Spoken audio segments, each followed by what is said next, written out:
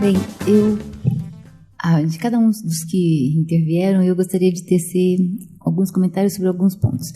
Primeiro, né, como que chama aquela que participou? Você participou... ela não está aí. Não, eu também fiquei chocada com muitos eventos que a gente fez na EMAG, né, quando reunimos pessoal da Receita Federal e juízes e auditores da Receita Federal, dessas visões muito limitativas. É impressionante como é difícil evoluir. E eu tenho uma explicação, é que só chega no judiciário aquilo que já deu errado. Então, não se trabalha com aquilo que dá certo, trabalha-se com aquilo que dá errado. Aí a imagem vai ficando só cada vez mais negativa. Então, aquela visão restritiva, retrógrada, e para, em vez de ampliar, não é, reduzir cada vez mais a concessão desses benefícios, é fruto daquilo que é o nosso universo de trabalho. Então, quando que entra um auditor fiscal? Quando que entra a fiscalização? Quando, ao passar o para desembaraço, desconfia-se daquela... do que está sendo importado, daquilo que está sendo adquirido. Então, é uma questão de só trabalhar com público que quer fazer alguma coisa errada, um pouco além daquilo que a lei permite. E aí vai criando essa desconfiança toda, né? Eu, sinceramente, como ela, eu fiquei chocada, porque essa interpretação de que até prova em contrário todo mundo frauda, eu não concordo com isso. Eu acredito, eu acredito na sociedade civil, mas assim, a visão até prova em contrário, todo mundo é fraudador. E aí temos que, como ele disse, é uma presunção, quase que admite prova em contrário, mas é assim mesmo, é uma presunção juris tantum de que toda organização social frauda. É uma coisa impressionante. E aí depende do porte também da entidade, né? Porque olhar tudo para o passado, e eu também acho que é uma visão que a gente tenta construir sem pensar para o futuro, e aí fazendo um link já com essa ideia do valor compartilhado, né? Eu fiquei muito impressionada com uma apresentação feita pela Coca-Cola no Copacabana Palace lá do Rio de Janeiro, aí não por conta dessa minha atuação em ONGs, mas por conta da minha participação na Rede Brasileira de Mulheres Líderes pela Sustentabilidade, feita pelo Ministério do Meio Ambiente, que é exatamente verificar que se evoluiu da filantropia para a responsabilidade socioambiental para o valor compartilhado, que é um ganha-ganha, ou seja, ganha-se, lucra-se, mas investindo em projetos sociais, que é um negócio social, né? Então, mudou-se muito. Aí não tem problema. Quando você entra na questão do valor compartilhado, eu não sei qual é o nome, share value, não sei, uma coisa assim. É uma visão, teve lá os que lançaram essa ideia, existe todo um aporte também doutrinário, né, fora do Brasil, óbvio, né, que a Coca-Cola é um dos que divulga no seu site isso aí. E trouxeram tudo em grande escala. Eles não interessam pequena escala. Então, é Coca-Cola juntando com, na época era HSBC, que depois juntando com o Hulk, que também tem uma grande penetração na mídia, não é? E aí eles fazem milagres em grande escala, né? Que é onde eles estão querendo trabalhar. E o Huck, ao fazer a sua exposição, Luciano Huck, né?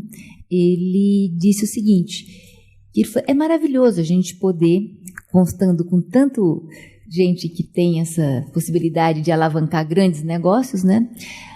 Tornar realidade sonhos. Então, eles escolheram uma cidade no Amazonas para transformar aquela comunidade em algo que tem que ser dotada de todos os serviços públicos, serviço de educação, serviço de saúde, tudo aquilo adequado, que é uma maravilha, funcionando, né?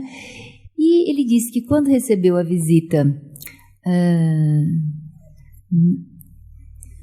foi Bill Clinton, que também tem bastante investimentos no Brasil, acho que é o Bill Clinton, Bill Gates, não sei quem tem bastante investimentos aqui, que compareceu ao programa dele Luciano Huck aqui em São Paulo. E o Bill Gates? O Bill. Melinda? Ele ficou impressionado com uma visita que ele fez numa comunidade no Amazonas onde tudo funcionava. Todos os serviços públicos funcionavam. Daí ele perguntou, qual é o nome dessa comunidade? Era a comunidade que tinha recebido esse aporte todo de investidores sociais em negócios sociais lucrativos e que transformaram essa cidadezinha do Amazonas, entendeu? Então, gente, tem muita coisa nova com essa visão de futuro, onde o lucro não é proibido, né? E eu não sei por que essa visão tacanha que a gente tem da sociedade capitalista, né? Então, é possível fazer o bem lucrando. Agora, basear só em filantropia está difícil. O IDES trabalhava muito com essa ideia de filantropia, agora ele já está trabalhando com essa ideia também do valor compartilhado, né? Divulgar o que é o valor compartilhado. Porque aí você sai daquilo que é proibido, está se fazendo algo, doações. Olha, eu estava acabando aqui de ver, né? Eu não vou estar aqui segunda-feira, eu estou em férias e eu vim para este evento porque amanhã ia ser um lançamento de um livro que eu ia participar, foi adiado. Estou voltando para o Rio de Janeiro, onde estou fazendo um tratamento de artrite reumatoide natural. Aqui em São Paulo é muita base de remédio, né? Aluguei um mês lá, eu quase não fico lá. E agora me marca uma reunião. Eu estava distraída nesse evento no tribunal. Eles perguntaram, podemos marcar segunda-feira uma reunião para virada sustentável? Olha, outro evento. Eu estava hoje no evento do Inovari, apresentando para o Prêmio Inovari um case do mexilhão dourado. Aí marcaram segunda-feira a reunião do Virada Sustentável. Sinceramente, eu vou tentar marcar para hoje ainda na saída, porque senão eu não saio daqui de São Paulo, né? Mas é muita novidade, gente. É preciso trabalhar com o lado positivo das coisas. Então, o Prêmio Inovari é só práticas inovadoras do judiciário, né? A Coca-Cola lançou 100 casos de sucesso, porque ela falou, senão ninguém vai acreditar que é um projeto da Coca-Cola trabalhar com investidores que querem investir em negócios sociais que dão lucro, né? E aí ela encontra investidores sociais, porque é o capitalismo utilizando em projetos sociais lucrativos, negócios sociais lucrativos, né? Nós ainda estamos trabalhando, infelizmente, com o passado. O judiciário não sai dessa linha, a fiscalização não sai dessa linha e o TCU não sai dessa linha. Novos atores, TCU, TCS, é impressionante como os tribunais de contas estão trabalhando. As controladorias, né, trabalhando nessa linha, defensoria pública, só naquilo que já deu errado e querendo que a gente trabalhe voltado para o passado. Estou de pleno acordo com todas as sugestões dadas, precisamos mudar esse dial. Obrigada. Bom, tem mais alguém que queira se inscrever para algum aporte? Bom, então eu vou usar da prerrogativa aqui de estar com o microfone e queria só fazer um apontamento, né? E a gente trabalha muito a partir dessa perspectiva, né, das organizações da sociedade civil, né, como atores e sujeitos de direito, né, sujeitos de direito à imunidade constitucional quando eles são de assistência social, de educação e de saúde na área assistencial. E isso é a Constituição que estabelece, né? Sujeitos de direitos de realizarem atividades com as pessoas e de serem financiados pela própria sociedade, né? Sujeitos de direito de alguma organização na hora de se relacionar com o Estado, né? Um Estado que promove e respeita direitos humanos é um Estado que entrega a política pública de forma uniforme, de forma igualitária. Ele respeita a igualdade. Ele diferencia os desiguais, né? Então, um Estado que se preocupa, olha para as organizações da sociedade civil e trata todas da mesma forma, ele não está executando bem essa política, porque elas são diferentes, e muito diferentes, né? Uma das principais características desse segmento é a diversidade, né? E quando a gente vê o conceito que os órgãos de fiscalização, e principalmente da fiscalização tributária, atribuem a características sem fins lucrativos, realmente a capacidade de criação e interpretação do que está escrito literalmente na norma, né, e que pode ser interpretado é muito grande. Então, a gente vê coisas desse tipo, né? Então, é evidente que o Poder Judiciário tem o poder de anular uma concessão feita pelo pelo Poder Executivo. Então, uma certificação. Então, houve nulidades na concessão do SEBAS. Então, ele, mediante um devido processo com defesa, contraditório, ele anula o SEBAS e invalida a isenção que a organização tem direito de acordo com a lei. O artigo da 12.101 ele é claro com relação ao direito que a instituição tem. Então, realmente, é muito preocupante quando a gente começa a lidar com esse tipo de situação. Já tive situações de fiscais entenderem, não, mas essa instituição não é sem fins lucrativos. Eu falei, mas como não?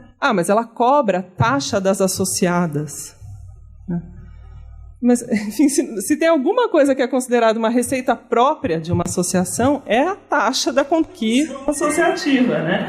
Que, enfim, os próprios associados contribuindo com aquela instituição. E tem uma decisão que diz que isso descaracteriza o caráter não lucrativo, porque só pode se associar quem paga a taxa, né? Então, a gente tem uma profusão muito grande que revelam, na verdade, esse preconceito, né? A gente usou essa palavra aqui algumas vezes, e, na minha visão, a palavra é essa mesmo, né? Que impõe um retrocesso a essas organizações, né? Então, são organizações importantes para a defesa e manutenção dos direitos humanos e avanço, né, dos direitos humanos do país, que são tratadas dessa forma, com um forte retrocesso.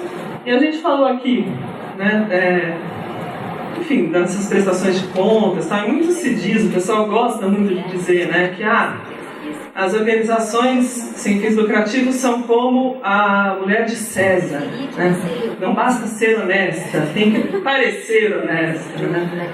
E aí eu pensei aqui no Estatuto da Mulher Honesta, né? E a gente está quase criando o Estatuto da ONG Honesta, né? Então vamos retroceder para o início do século, né? E dizer qual é o manual da ONG Honesta, né? O que a ONG Honesta faz? Então, eu acho que a gente está realmente, se a gente pesquisar algumas dessas decisões, é o limite do que a gente está encontrando. Então, eu vejo assim, muito claramente esse desafio que a gente tem pela frente, né? De não retroceder com relação à liberdade, né, dessas organizações que sofrem preconceito, assim como as mulheres também ainda sofrem, infelizmente, mas que pelo menos a legislação e a interpretação possa, enfim, romper um pouco com essa lógica que nos preocupa. E é importante a gente estar junto aqui para fazer, acho que, propostas, né, Eduardo? Esse encontro tinha muita ideia de também ouvir e tirar boas ideias e boas propostas aqui. Então, eu acho que eu passo a palavra para o Eduardo, acho que para as palestrantes antes, suas considerações finais. Bom, na verdade, eu queria recomendar para vocês uma leitura de uma pesquisa da ANDI. A ANDI é a Agência Nacional dos Direitos da Infância. Em articulação com a plataforma para o novo marco regulatório, eles desenvolveram uma análise da cobertura da mídia sobre as organizações da sociedade civil no país. E os dados são impressionantes, né? Enfim, a gente não tem debate estratégico sobre as organizações da sociedade civil, não há esse espaço. Eles fizeram essa pesquisa em jornais nacionais, revistas nacionais, mas pegaram 50 veículos regionais também, então de cobertura impressa, não é de TV nem de rádio, mas tem ali um insumo relativamente robusto para essa discussão. E como a gente está falando muito de preconceito aqui, também eu lembrei dessa pesquisa que coloca muito, enfim, na linha mais sensacionalista e até de trazer, enfim, sempre colar essa imagem de corrupção nas próprias organizações, colocam poucos bons exemplos, zero debate estratégico. Quando fala de financiamento, sempre fala de recursos públicos, e quando fala do financiamento com recursos públicos, sempre cita casos que são os casos de exceção, de fraudes, de crimes, nunca falando de coisas boas, de como se potencializa, de como se otimiza o recurso, etc. Então, também a fala da professora Consuelo aqui me lembrou um pouco algo que eu rapidamente descobri dentro do governo e aprendi, que essa é uma das nossas dificuldades, que é um pouco de que só se resolve os problemas. Então, só se chega às coisas ruins para serem tratadas, e isso foi uma das falas da CGU, da Controladoria Geral da União, justamente para que a gente ajudasse a desenvolver os bons exemplos, que a gente ajudasse a desenvolver essa nossa nova narrativa, que é o que a gente vem trabalhando. Então, eu queria um pouco, talvez, aí de sugestão. Acho que essa experiência nossa ali dentro da Secretaria-Geral da Presidência também demonstra que a interlocução de um ponto focal é fundamental para que esse processo aconteça. Então, ter espaços de participação social no âmbito não só do executivo nos estados e municípios, mas incluso também dentro dos outros espaços institucionais, ajuda nessa interlocução. Enfim, eu trabalhei muitos anos na militância de pessoas com deficiência. E a gente sabe que também a gente está falando de preconceitos, de necessidade de visibilidade, de necessidade de enxergar as especificidades para que a gente possa, de fato, fazer da inclusão um processo digno de existência dentro da própria sociedade. Mas a gente só consegue fazer isso se os espaços estiverem, de fato, abertos para essa escuta e para esse diálogo. Então, eu reconheço o quanto que esse espaço aberto dentro da Secretaria-Geral da Presidência permite com que a gente tenha a absorção das provocações que são da própria sociedade civil e consiga fazer respostas dentro dos tempos institucionais necessários, e acho que isso é uma coisa importante. E por isso a ideia do Conselho de Fomento e Colaboração. A gente tem vários conselhos setoriais, o sistema de conselhos é rico, nos ajuda a processar uma série de políticas. Eu fui 5 anos no Conselho Nacional dos Direitos das Pessoas com Deficiência, enfim, e conheço várias outras experiências de conselhos específicos, setoriais, que nos ajudam hoje, em alguns deles, inclusive, com caráter deliberativo, na área da saúde, em várias áreas, a definir, de fato, o rumo de diversas das nossas políticas. Então, e nenhum deles discute com mais profundidade essa institucionalidade, essa relação entre Estado e sociedade. Por isso, a ideia de ter um conselho que fale sobre fomento e colaboração, de forma a processar essas informações, a trazer as ideias, as opiniões, e conseguir devolver à sociedade propostas qualificadas nesse sentido, é tão importante. A gente está prevendo, então, a criação desse conselho no âmbito federal, e fica também, enfim, como ideia aí para alguma forma de institucionalização de espaço de diálogo como necessária para o avanço dessa agenda, porque às vezes as organizações estão tão ocupadas em discutir as suas próprias pautas, as suas próprias missões, que afinal de contas, a razão principal de cada uma das organizações, que o debate sobre as normas, e não só a norma jurídica que esteja prevista em lei, mas, enfim, também as suas normas de pactuação, de articulação, enfim, da sua própria existência, né? E aí sustentabilidade na perspectiva econômica e na sustentabilidade na perspectiva política precisa ser fórum de algum espaço. E esse é um espaço precioso, que não se pode se perder, né? Então, tem algumas organizações que estão mais avançadas nesse debate e outras que precisam se engajar mais para que esse debate se qualifique cada vez mais e que a gente possa, de fato, ter os avanços necessários. Até, assim, para finalizar, toda vez que, enfim, a gente trabalha com algum espaço novo que vai desenvolver alguma coisa sobre o tema das organizações, as perguntas são meio as mesmas, né? Sempre são, mas quem são as organizações? Mas o que elas fazem? Qual que é o papel das organizações na sociedade? Quantas organizações existem? Onde elas estão... sediadas, etc, etc. Então, assim, por isso que, pra gente, essa agenda de conhecimento também é importante. A gente quer sair desse básico. Esse patamar já foi. Esse patamar é do passado. Então, esses dados precisam estar organizados de um jeito para que a gente passe para os outros próximos patamares e reconheça as áreas mais estratégicas, reconheçam quais são as disputas que as organizações estão envolvidas e exatamente no que elas nos ajudam a crescer enquanto país, né? Então, é disso que a gente está falando. E por isso a opção por utilizar a expressão organização da sociedade civil e não a expressão organização não governamental. A gente não está simplesmente colocando as organizações no não Estado, no não governo. As organizações, elas são autônomas, elas são da própria sociedade civil. E esse reconhecimento de que elas têm, enfim, o direito de existir, a liberdade constitucional de existir e que elas vão atuar em diversas áreas e que a Constituição, inclusive, delega a possibilidade de compartilhamento em relação de funções típicas do Estado, precisa ser reconhecida. Agora, onde elas vão se sobressair mais, onde elas vão ter mais legitimidade política, aí já não é a norma que vai dizer. Aí vai ser o trabalho de cada uma delas, vai ser a relevância que elas têm dentro da sociedade, vai ser exatamente o que a sustenta não é nenhuma lei.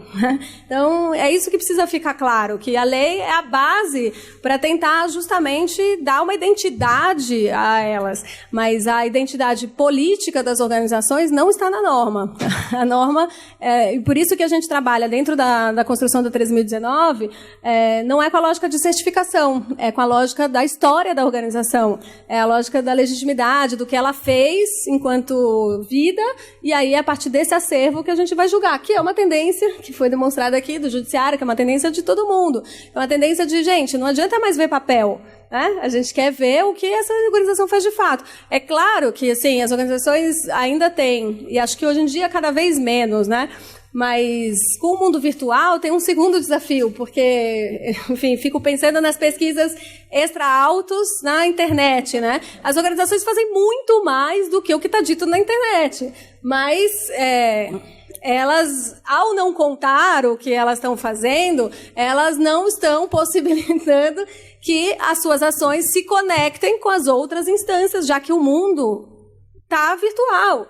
O mundo existe quase que mais, em algumas esferas, tem mais vida no virtual do que no presencial. Essa é uma coisa do nosso tempo de agora, que não existia antes e que não sei como vai ser depois, talvez piore, né? Então, se a gente está nessa tendência virtual tão grande, também faz parte desse processo a construção das suas narrativas, das suas informações, dos seus relatórios. Por exemplo, quando a gente vai falar, na lei fala da comprovação de experiência prévia, comprovação de capacidade. Isso é uma das coisas, a gente está fazendo a clivagem de que a capacidade técnica da organização não é capacidade instalada, não é ela ter a estrutura e ter todas as pessoas contratadas para fazer aquela determinada atividade. Não, ela tem que ter a aptidão, ela tem que demonstrar que ela tem a possibilidade de, ao dimensionar aquele plano de trabalho, cumprir aquelas atividades que ela planejou, contratar aquelas pessoas que ela falou que ia contratar, desenvolver aquelas metas, atingir aquele objeto, e não necessariamente ela tem que ter tudo isso anteriormente. E aí, quando a gente vai discutir quais são os documentos que comprovam cabalmente que ela tem experiência prévia e capacidade, ainda, já que não é a capacidade instalada, porque a capacidade instalada é muito mais objetiva.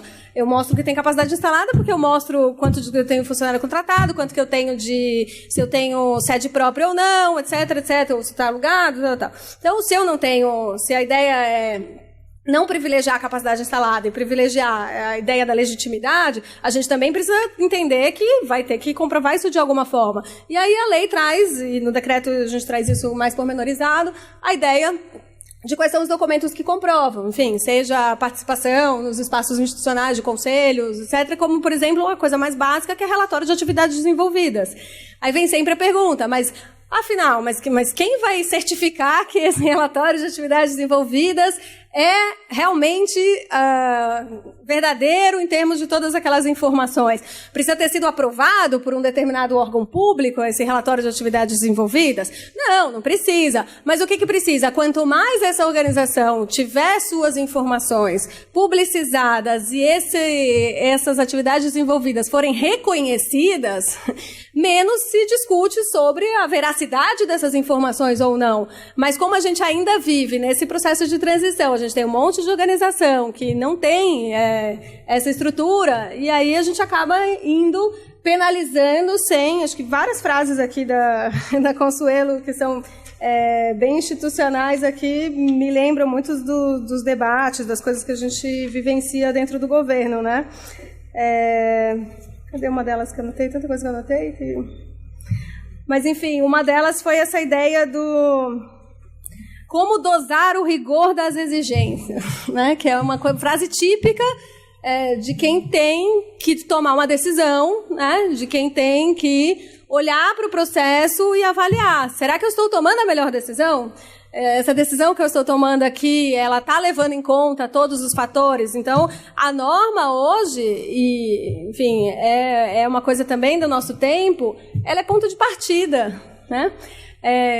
E aí, enfim, a gente vai, e o que a gente tem que deixar bem claro, e essa é uma das disputas da interpretação, da implementação dessa lei, quais são os princípios e quais são os vetores dessa nova relação, porque se a gente alimentar mais ainda a criminalização, se a gente alimentar mais ainda a desconfiança, se a gente alimentar mais ainda cada vez a necessidade de mais e mais documentos, não tem fim. O que a gente vai viver vai ser um processo cada vez mais caótico e cada vez mais a gente vai perceber bons trabalhos se dissolvendo, né? Então, para que a gente reverta, e aí esse é o final da história toda, essa é uma ferramenta. É uma ferramenta que ela precisa ser utilizada para ela conseguir reverter o cenário. Mas se ela não for utilizada, se ficar ela no status quo, sem nada, sem nenhuma ação em cima, a tendência não é da lei, a tendência é do cenário que se avizinha, do que a gente está vivendo aqui hoje, de que, enfim, a gente tenha um processo de reforço da criminalização das organizações e dos movimentos sociais. A gente percebe internacionalmente cada vez mais uma restrição do ambiente onde as organizações estão envolvidas. Cada dia inventam uma lei nova, proibindo financiamento estrangeiro, vários países colocando obstáculos à criação de novas organizações, inventando processos burocráticos de pedidos de autorização antes de criar a organização. Isso é comum em diversos outros países. E a gente aqui tem a garantia da liberdade constitucional, a gente tem uma série de garantias, a gente é um país participativo e precisa preservar essas conquistas e trabalhar as novas como oportunidades. Porque é claro que dentro do cenário, mudar o status quo nunca é confortável para quem está dentro do sistema. Não só, e aí eu estou falando de ambas as perspectivas, não só os gestores públicos, mas também organizações da sociedade civil que há 40 anos fazem a mesma coisa do mesmo jeito, também pode não se sentir confortável em processos de mudança. Mas se unir numa mudança que seja mais adequada ao universo como um todo, com certeza traz ganhos institucionais a médio e longo prazo que são muito positivos para a nossa democracia. É nisso que a gente acredita, é nisso que eu estou trabalhando e é nisso que eu conto com vocês. Obrigada. Eu só queria fazer uma consideração também sobre isso aí. Foi dito muito, né, a questão dos direitos, mas eu chamo a atenção, o judiciário vê os deveres. Então, direitos e deveres, entenderam? Quer dizer, não pode ser só o lado de um lado, tem que ver o judiciário e a fiscalização, o TCU, controladoria, só vê os deveres. Então, na verdade, vocês vão ter que conciliar. Por isso que eu estou dizendo, é muito rico, porque enquanto vocês puxam para o lado dos direitos, eu vou dizer para vocês, direitos e deveres. Porque senão fica só deveres, que é o lado da fiscalização, do judiciário, entendeu? Então, cada um só vê uma coisa. O judiciário, a controladoria, o TCU só vê deveres. E vocês, muitos, só veem direitos. Então, tem que haver essa... Por isso que eu digo que é salutar essa conversa. Direitos e deveres, né? Aí, nessa mesma linha, níveis de exigências. Né? É para chegar ao meio termo. Né? Então, essa visão restritíssima da fiscalização é para chegar pelo menos ao meio termo, porque do outro lado a gente vai ter aquela visão ampla demais, né? Que não é adequada. Então, exageros de lado a lado, a gente tem que chegar no bom senso do meio termo, do equilíbrio. Né? É muito difícil tudo isso. Então, eu acho que todo mundo aqui colaborou bastante falando as suas convicções, as suas posições. Né? Então, eu já vejo... só mais uma última intervenção a respeito da primeira fala. O judiciário só ocupa espaço porque há omissão de alguém. Não é que o judiciário é proativo e quer dominar hoje. Não. Reparem quando que a demanda chega no judiciário, porque houve omissão de algum poder, omissão de algum ator.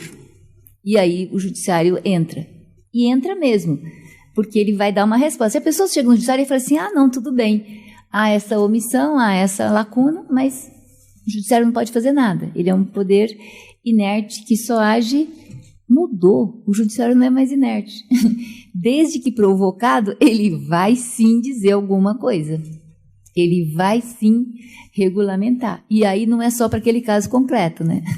Graças ao ministro Gilmar, ele criou uma série de possibilidades de modular efeitos, de ter efeitos vinculantes, e aí vai por aí afora. Então, gente, as coisas mudaram e acho que o meio termo, tudo nossas conversas devem ser conciliadas, direitos e deveres, né? Exigências exacerbadas e tampouco dizer que não tem obrigações, mas chegar-se ao meio termo, né? E, graças a Deus, a gente está caminhando. Muito obrigada.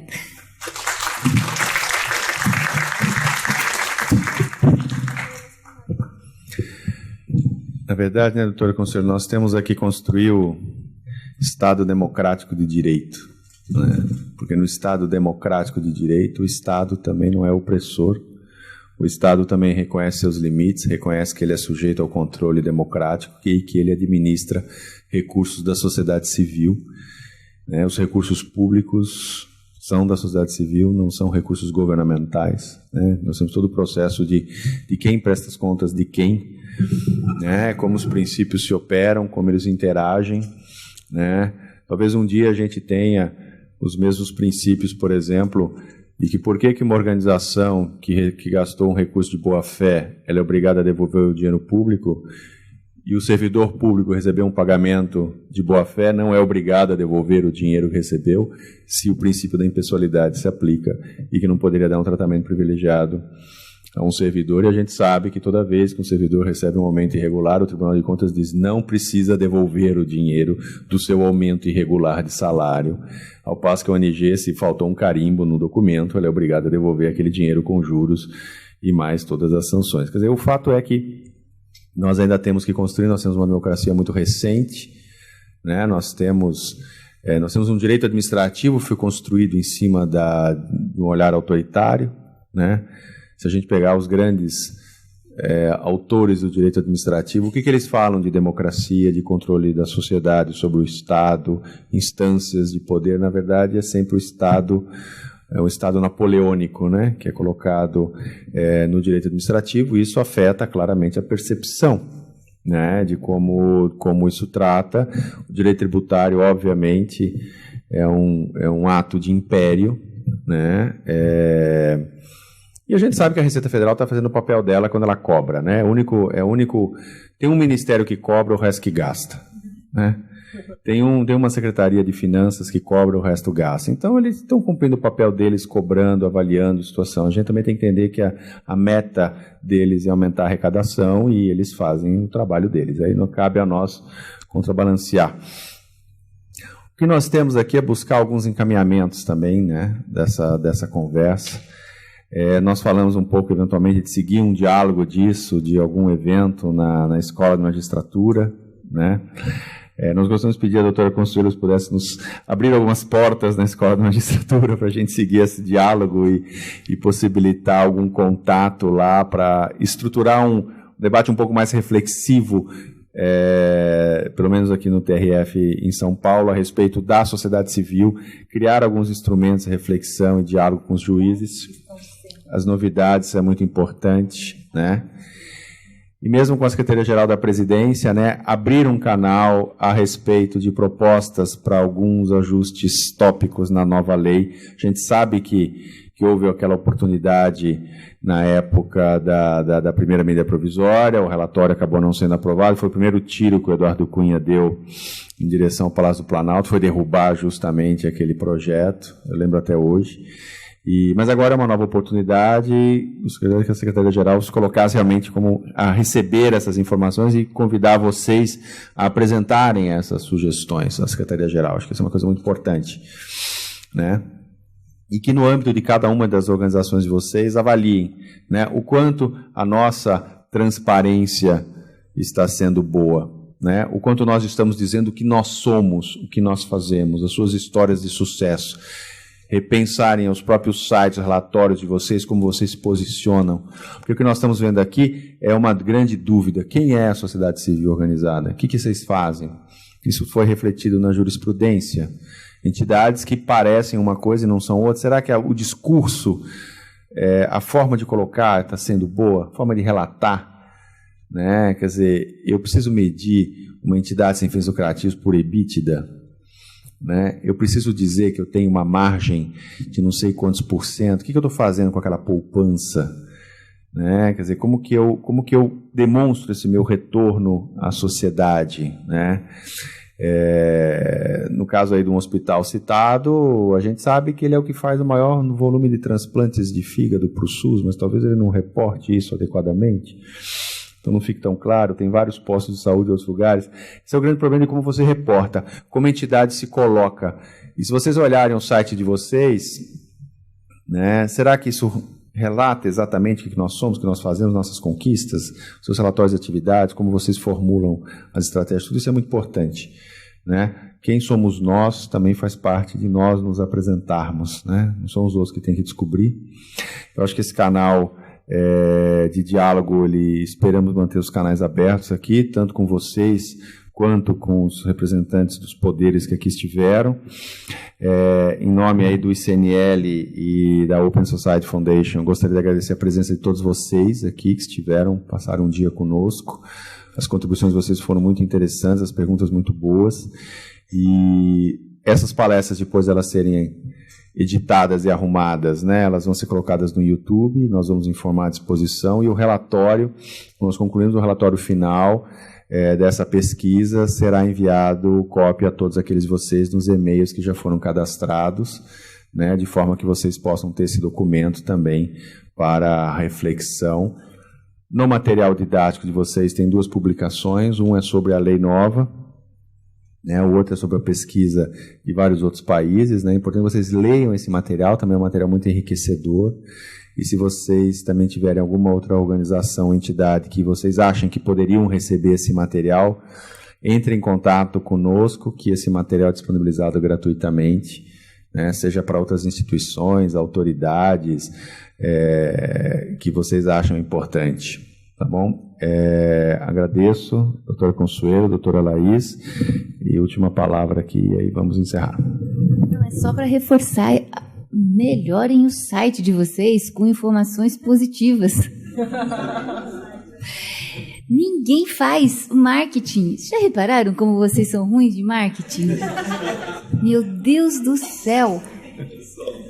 Só tem coisa ruim na imprensa, porque a imprensa só vai dar notícia ruim. E aí, então melhorem o site, realmente coloquem os relatórios e uma forma de ser transparente cada vez mais.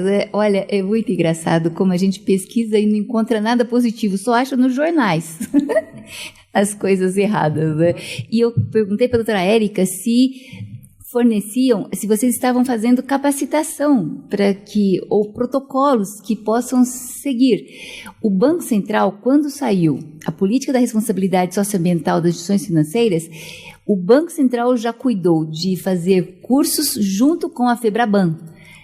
Turmas e mais turmas sendo capacitadas para poder saber o que é eles falam que é a governança, porque tem que instituir órgãos ligados à cúpula dos conselhos de administração para a responsabilidade socioambiental ser efetivamente uma política da instituição bancária.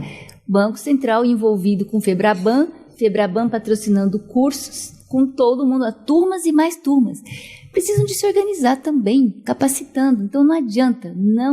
Perguntei para a professora Érica, vocês dão cursos? Já demos. Precisa de ser mesmo algo institucionalizado, cursos de capacitação para o setor. Não é uma FEBRABAN, né? Mas também... Um dia a BONG e o GIF vão ter os recursos da FEBRABAN. Mas queria só, para finalizar, então, deixar o e-mail para vocês também. Quem quiser entrar em contato com a equipe do Marco Regulatório, é marcoregulatorioosc@presidencia.gov.br, marcoregulatorioosc@presidencia.gov.br. Eu fui, durante algum tempo, parte do conselho diretor da ICNL, que é a instituição que está financiando esse projeto e que tem um reconhecimento internacional de ajudar justamente no alargamento do ambiente cívico das organizações da sociedade civil no mundo todo. E eles têm muitas pesquisas, e essa é uma delas, entre informações, inclusive, de tendências, tanto monitorando as restrições quanto as boas novas. E lá tem já também a Lei 13.019 em inglês e em espanhol. Então, acho que essas conexões também para outros lugares, que vocês tenham determinados contatos e acessos também ajuda. Esse livro que o Eduardo hoje está disponibilizando aqui para vocês, que faz parte da Lei 13.019, foi objeto de um trabalho que foi desenvolvido junto com a Secretaria-Geral, no âmbito do Projeto de Cooperação Internacional do PNUD, e que traz reflexões de uma espécie de passo a passo para a Lei 13.019. Então, também a gente super recomenda o trabalho desenvolvido, né?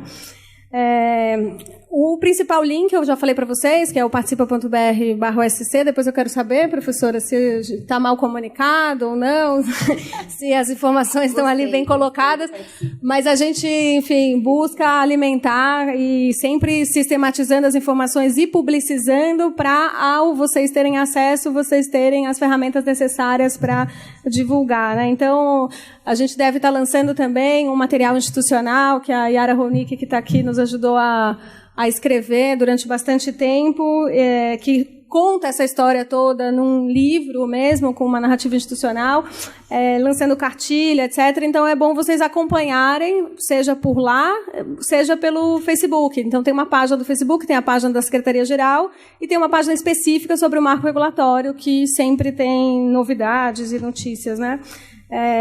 Enfim, não tem como não nos achar, não nos acompanhar e, enfim, nos demandem, estamos às ordens, tá? Então, em nome do ministro Miguel Rossetto, eu agradeço a oportunidade aqui do debate. Obrigada.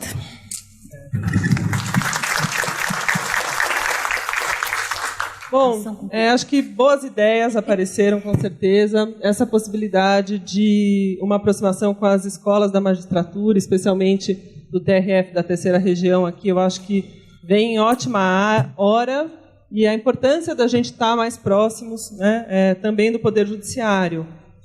A possibilidade de apresentar propostas e emendas no âmbito aí da própria medida provisória que está trabalhando a Lei 13.019, inclusive para os parlamentares, né? Enfim, eu acho que a Secretaria-Geral sempre se coloca como esse órgão para estar aberto e ouvindo a sociedade, mas é evidente que as organizações podem e devem tentar levar suas propostas diretamente para os seus parlamentares. A questão que apareceu aqui na parte da manhã também, das organizações, eventualmente com a liderança de entidades representativas e a academia também buscar trabalhar, como a Miriam bem colocou, nos bons modelos de editais, nos bons critérios, né? Então, assim, como fazer boas seleções para esse recurso público chegar à mão das organizações que trabalham bem, que vão entrar lá no manual das ONGs honestas, né? E também essa possibilidade dos cursos, das capacitações que eu acho que estão por aí, E eu queria também indicar o site do NEATS, que vai estar disponível esse evento, o vídeo do evento vai estar lá, as apresentações a gente vai disponibilizar em breve também para todos terem acesso. E na minha apresentação tem uns outros links de interesse, inclusive do ICNL, do participa.br, com mais informações que colocam o curso de pós-graduação que o NEATS tem no COGEAI também, que é muito interessante. Eu queria agradecer a presença de todos, queria agradecer também o pessoal que ajudou na produção aqui, é um evento simples, mas sempre dá trabalho. Um agradecimento especial para a Sidneia, que cuidou das inscrições de cada um de vocês, do lanchinho. Obrigada, Sidneia. E a todos mais, Fernando, Estela, Amanda, que fez a mediação aqui para todos, voluntariamente, aqui agradeço. E, enfim, acho que eu encerro por hoje. Os que estão filmando, fotografando. Os que estão filmando, fotografando. Quem fez café. Obrigada. Obrigado.